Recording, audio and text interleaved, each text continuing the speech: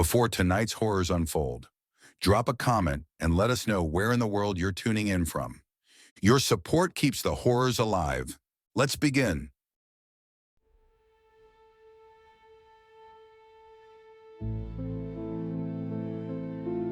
So you want to hear my story, huh? Straight from the horse's mouth, as they say. Why not? Maybe you'll actually listen to me. That'd be a nice change of pace. I'm sure you've already read the version in the papers, the account my erstwhile co-workers gave about my breakdown. I'm certain the morons went on and on about how normal I seemed, how they couldn't possibly have imagined what was secretly going on in my head. Oh, that Madeline, I never would have guessed. Pricks. It's probably because there isn't anything wrong with me. I'm perfectly sane, which is quite a remarkable feat, I'd say, given my circumstances. They've pumped me so full of drugs I feel higher than a goddamn hot air balloon. But I'm trying my best to stay lucid, trying my best to remember the truth. Well, I say perfectly sane, but that's not entirely true. I've got to stay honest. I have to be consistent. If I start telling lies, even little ones like that, I'm no better than the gaslighting quacks insisting that I'm a danger to society. Prior to my imprisonment, my institutionalization, I was diagnosed with a mild form of obsessive compulsive disorder. Nothing too severe, you understand.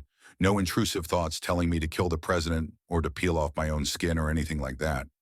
I just have a tendency to be a little fussy about people touching my things and have chronically scaly-looking skin from the frequency with which I wash my hands. I was on medication. I was dealing with it.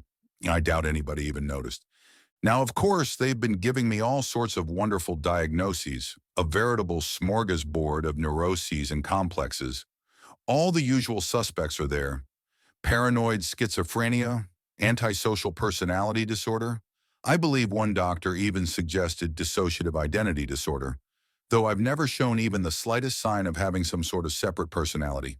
But it makes them feel better to give me labels, to categorize me as something that they can understand. The language changes, of course, one must accede to the endless demands of the euphemism treadmill. But we all know what they think I am. A madwoman.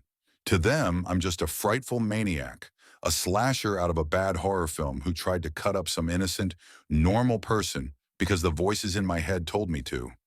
They're too blinded by their own idiotic dogma to accept the truth, that the world is not as they think it is, and we are not alone. I'd better start at the beginning, shouldn't I? As you almost certainly already know, I used to work as a bookkeeper for my local grocery store. I basically was in charge of counting the money from the tills to ensure that there weren't any discrepancies, and consequently spent a lot of time alone in a nice, soundproof little booth, away from the hustle and bustle of the endless parade of idiot customers. Of course, I had to wear gloves. I can't stand handling money without them. But ever since the pandemic, nobody really bothered me about it like they used to when I was younger. It wasn't all sunshine and roses, though. There were downsides to my job. In addition to being bookkeeper, I was also a customer service representative, which meant that whenever some moron called the store asking if we carried such and such brand of cereal or the like, I was the one who had to answer the phone. Besides this, I also had to answer any inquiries at the service desk and deal with the horde of senile geriatrics for whom the phrase rewards app may as well have spoken in ancient Greek for all the understanding it elicited. I'd also have to deal with the occasional geezer telling me to take off my face mask, insisting that the pandemic was over. In truth, while I did wear it partially out of a desire to keep myself safe from germs, the real reason was that I simply hated having to fake a smile. I've been told I have something of a resting bitch face. Nevertheless, as far as jobs go, bookkeeping wasn't too bad. I managed to tolerate it to the best of my ability, and while I never made any real friendships with my coworkers, we all got along just fine, more or less. That is until she arrived. The elderly store manager, one Aaron Reed, gathered us all up one afternoon for an impromptu store meeting, where he cheerfully announced that he would be retiring in a few weeks and that we would be welcoming a new manager to our humble little store. Aaron was always one for dramatics, and with a flourish of his hand, out from behind the door to the manager's office, stepped Marie Vasilka. From the instant I saw her, I hated her. Now I must make it entirely clear, I'm not prejudiced. The hatred wasn't born of some irrational bigotry. It wasn't as though she were ugly in some way either. She had a bland sort of beauty to her, the sort of prettiness that appeals to the widest possible audience, the lowest common denominator of aesthetic preference.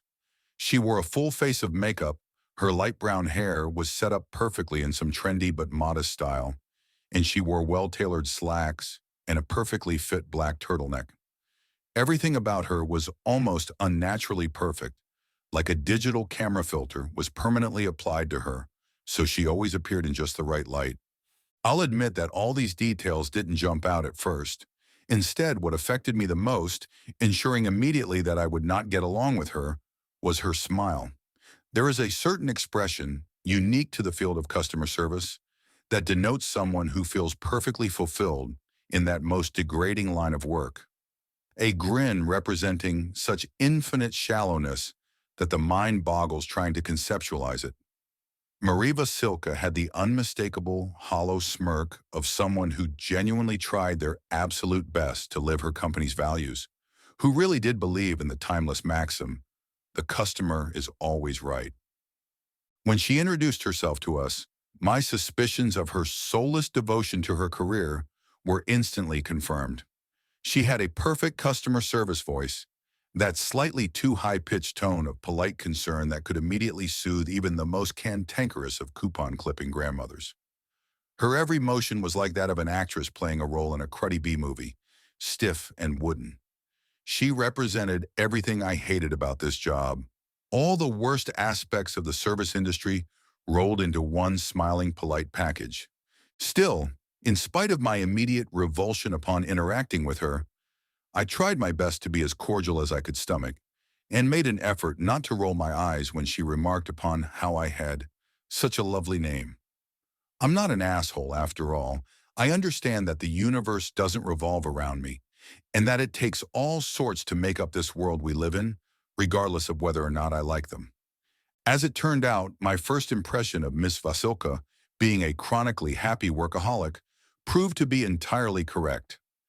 As Erin went about training her, she always had that same blandly polite smile upon her face. The worst part of it all, though, was her insistence that every single one of the other employees should share in her peppy, optimistic view of life.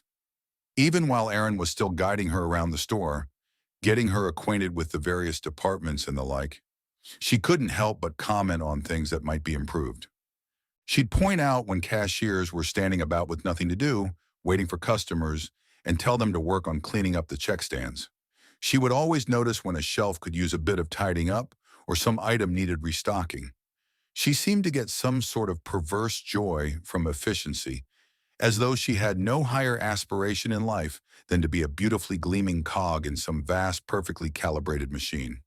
Eventually, Aaron did good on his word with regards to his retirement, and we had a little going-away party for him, complete with cake, balloons, and the like. Marie was there, of course, and I took note of the fact that she didn't partake in any of the refreshments, instead just making sure to engage everyone she could in some bland small talk, the exact sort of conversation I always despised. I tried to quietly excuse myself a bit early, insisting that I had some work to do in the booth. A lie. On my way out, however, Marie stopped me, tapping a hand on my shoulder to grab my attention. Her hand felt stiffer than it should have been, as though I were being prodded with a stick rather than human flesh. I turned to see her smiling face, eyes staring straight at me with uncomfortably direct eye contact. "Do you want to know what she said? Do remember to smile, Maddie.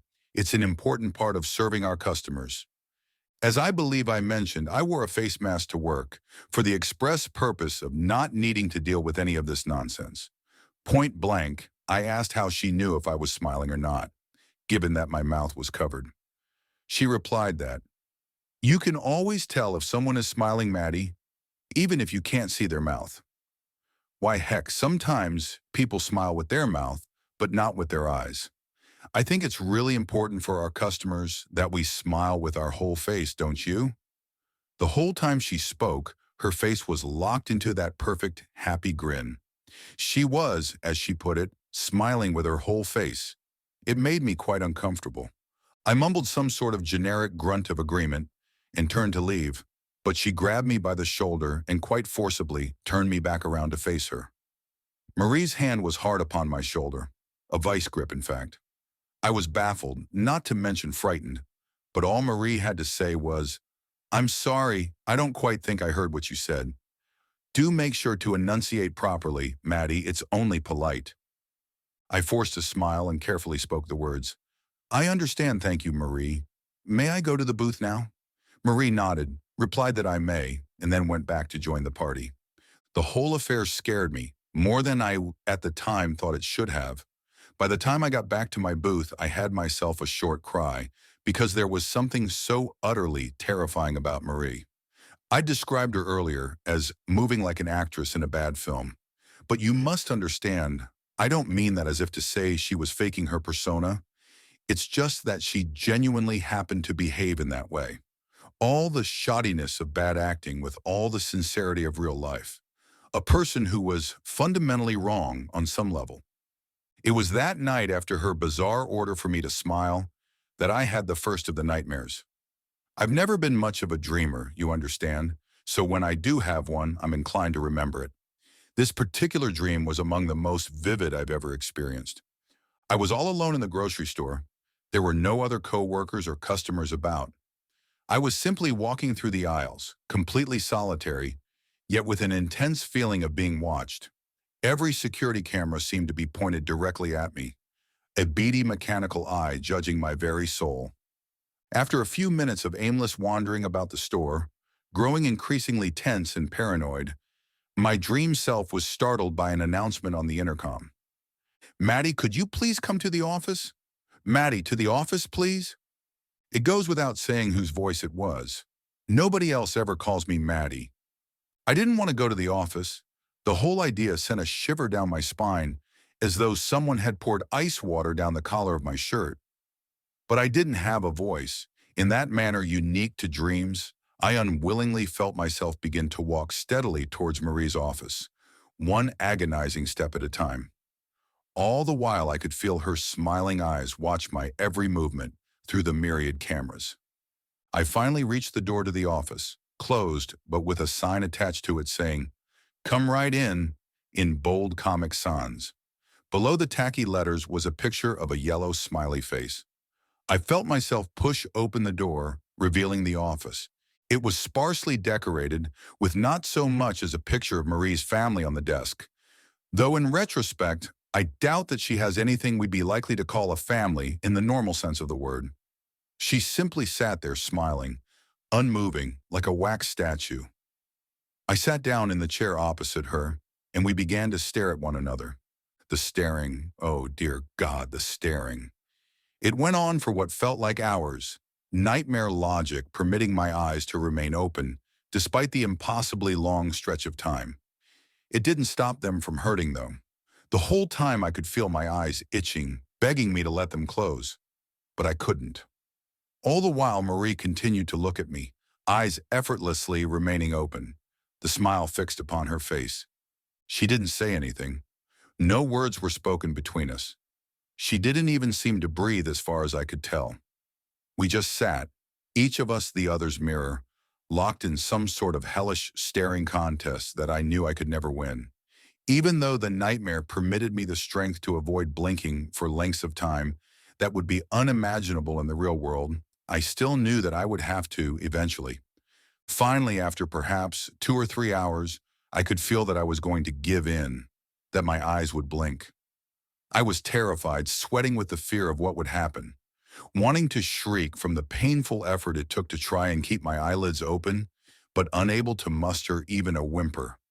I felt my strained, bloodshot eyes begin to close against my will. I woke up in bed bolt upright, screaming at the top of my lungs. As I said, that was the first of the nightmares.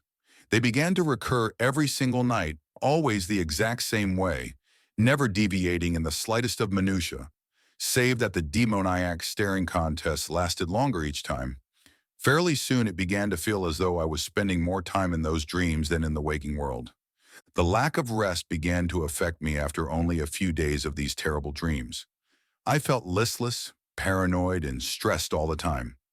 I was scarcely able to tolerate the customer service portion of my job, having little patience for those idiots with their completely banal problems. And I found myself making frequent errors in my bookkeeping work as well. However, I did my best to perform my duties to a satisfactory extent, as I couldn't bear the thought of being called up to Marie's office, to be forced to turn my nocturnal terrors into a waking reality. As the days turned to weeks and the dreams showed no signs of fading, I'll admit I found myself acquiring a certain fixation on Marie Vasilka. I suppose it is rather difficult not to focus on someone who makes nightly appearances in your dreams. I took to observing her covertly, peeking glances at her whenever I could, though I never dared to go up to her office if I could help it, at least when I knew she was there. I began to notice things that I never would have realized unless I was paying such close attention. For one thing, I never once observed Marie eat or drink while on the clock. At first, I assumed that she merely took her lunch breaks in her office, or perhaps in her car, but it became increasingly obvious that Ms. Vasilka didn't even take any breaks. She would clock in, work continuously without pause for what seemed to be 9 or 10 hour shifts, and then clock out. She never even took so much as a bathroom break. Then there were the physical details, things that I hadn't noticed at first but stuck out plain as day, now that I was obsessively observing her.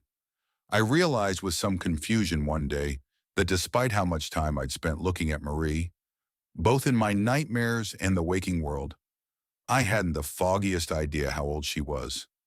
Something about her face seemed timeless. I found that I must have drastically underestimated the amount of makeup she wore when I first met her, because increasingly it seemed to me that her face had a frankly unnatural shininess to it. There was something odd about her skin too, an abnormality of texture that more closely reminded me of some sort of rubber than living tissue. The final revelation, the thing that thoroughly convinced me of the fact that there's something supernatural about Marie Vasilka, was her eyes.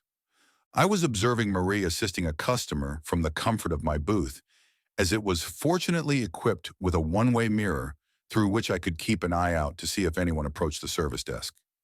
I watched her listlessly as she patiently conversed with the middle-aged gentleman who had interrupted her walk of the store. As she calmly and politely answered his questions, nodding at the appropriate times, I began to be overcome with a dawning sense of dread. This interaction went on for nearly 10 minutes, and yet, in all that time, not once did I see Marie blink. Throughout the rest of that shift, I kept my eye out for Marie, always trying to see if I could catch her blinking. If she blinked at any point, even just once, I could have told myself that I simply was suffering from some sort of mental breakdown.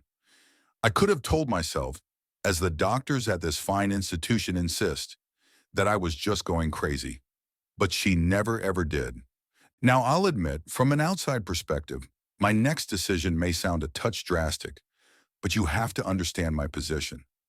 I was spending what felt like at least 12 hours each night just staring at Marie's unblinking, monstrously smiling face, her eyes boring into my own like power drills. Every day I felt weaker and more tired, the dreams weighing down upon me like a lead weight and sapping away any strength I should be getting from sleep. I had to kill her. I knew that if Marie was dead that I wouldn't have the dreams anymore. I just knew it. I will assert again, I am not insane. I am as healthy and stable as anyone could be given my situation. But I hadn't gotten any proper rest in weeks. My life was falling apart around me. When I got home from work, I simply collapsed in bed and immediately would have the nightmares again. There was no freedom from that woman, that witch. I'd lost over a dozen pounds since I first met Marie, since I never had enough energy to cook proper food anymore, and only barely had the strength to get takeout once a day at the most. If I didn't kill her, she would kill me. Do you understand?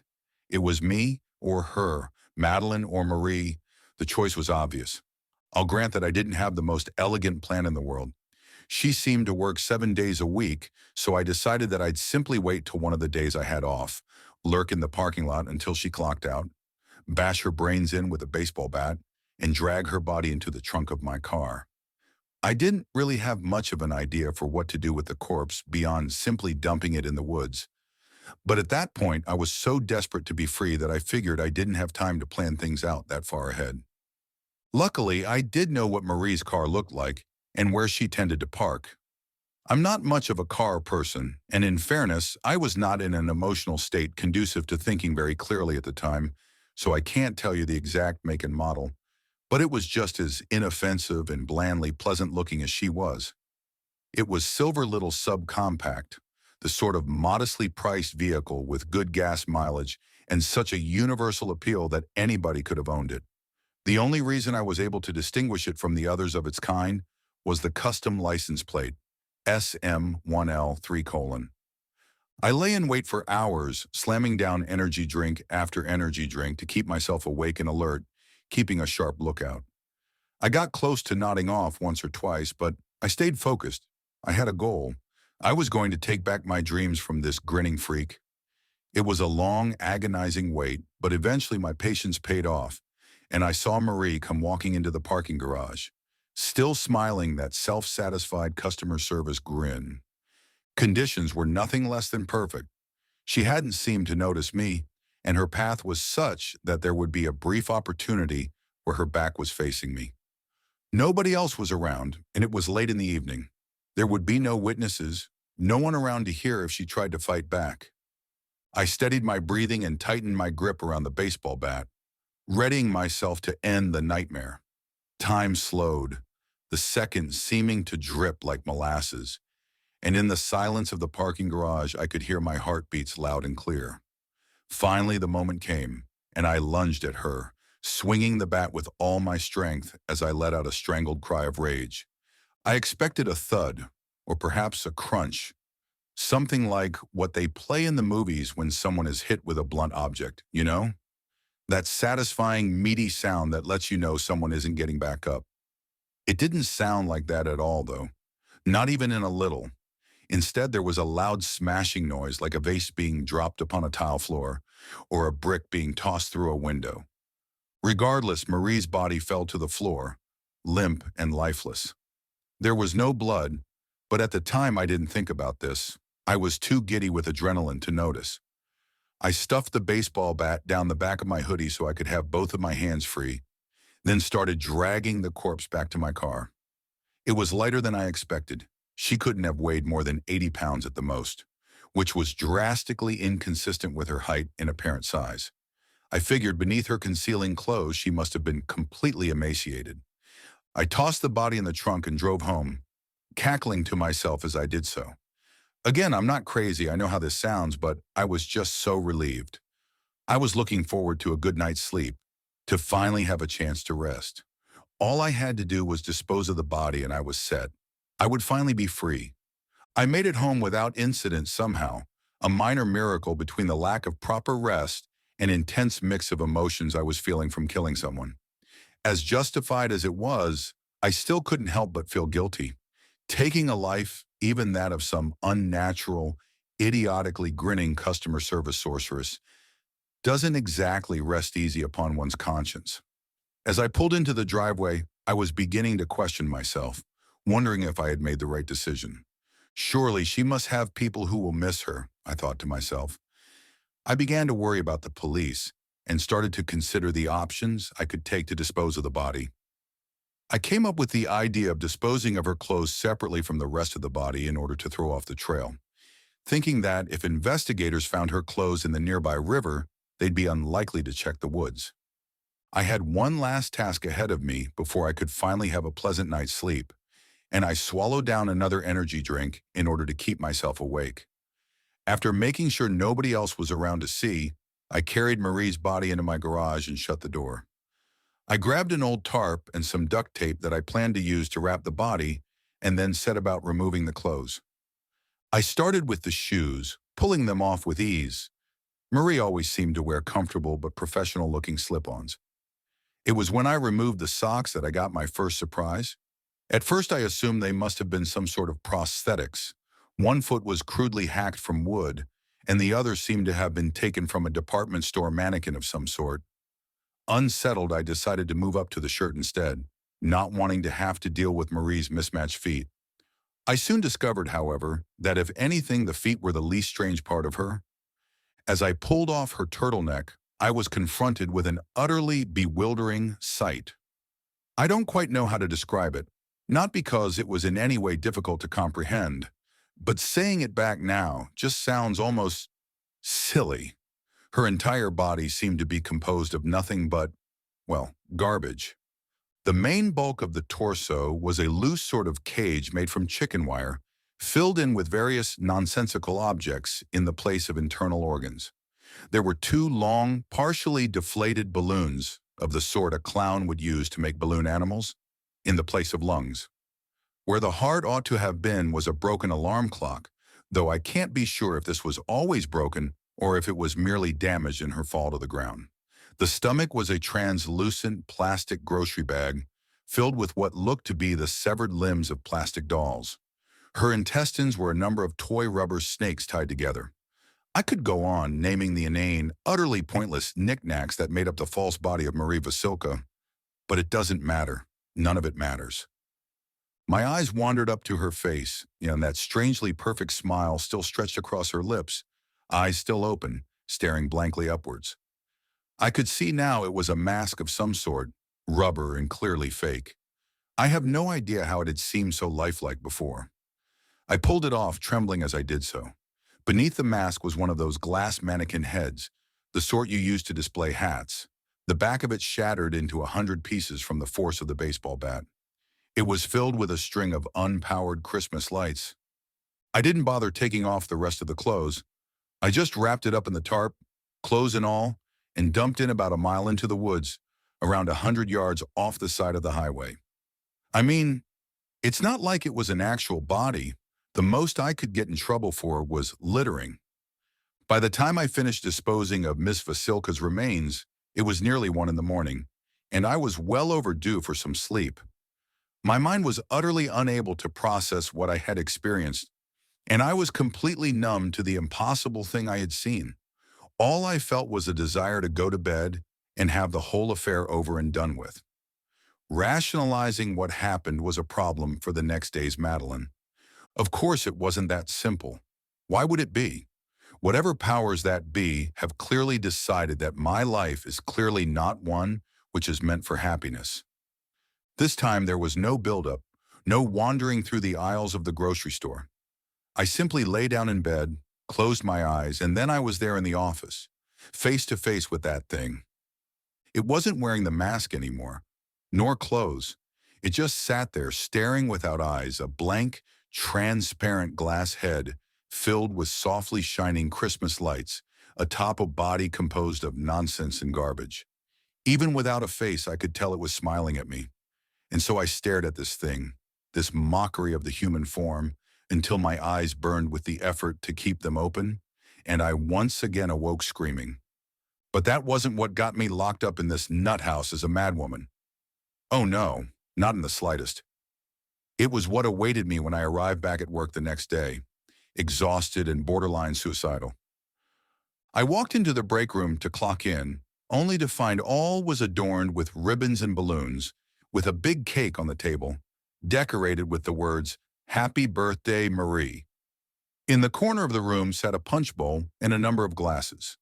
Many of my coworkers were already digging into their own slices of cake and chatting pleasantly as they drank from glasses of punch. I stared at the decorations blankly, wondering when they would notice that Marie wasn't here for her own celebration. Then I felt a familiar, hard tap upon my shoulder. "Hello, Maddie." I turned and saw her smiling as always. She looked none the worse for wear, despite having been hit with a baseball bat, wrapped in a tarp and dumped in the woods. "Why aren't you smiling, Maddie? This is a party after all. Feel free to have some cake and punch." From behind me, someone dropped their glass, a loud shattering noise piercing the haze of polite small talk and idle chatter. I was reminded of the sound Marie's head made when I smashed the back of it with my baseball bat. What happened next? Well, I'm not exactly proud of what I did, but you can hardly blame me, can you? I'd been through so much, and I'll admit I lost my temper. I can appreciate that without context. Seeing your coworker grab a cake knife and try to slash at your manager's face while screaming, "You're not a real person," does seem somewhat alarming. I'm not surprised that they held me down and called the police. I'm not surprised that they took me here. What was surprising, though, what keeps me from just getting better and becoming a functional member of society again, is how many others there are. I'm sure you've seen it, haven't you? The way the receptionist never stops smiling? How effortlessly polite all the orderlies are? How the doctors always seem to maintain eye contact just a bit too long for comfort? I still have those dreams, those terrible, agonizingly long dreams. But Marie isn't the only one staring now. There are so many of them. The above statement was given by Madeline Engelhardt, a patient at the psychiatric hospital. Her former manager, Marie Vasilka, has declined any requests for interviews, beyond stating that she wishes Maddie the best in her recovery. Police did investigate the spot where Miss Engelhardt claimed to have dumped the body described in the above narrative, concerned that perhaps in her delusional state, she did in fact commit a murder, simply hallucinating that the victim was Marie Vasilka. Investigation did not recover any body, though an old tarp was found at the scene, along with a partially shattered glass mannequin head.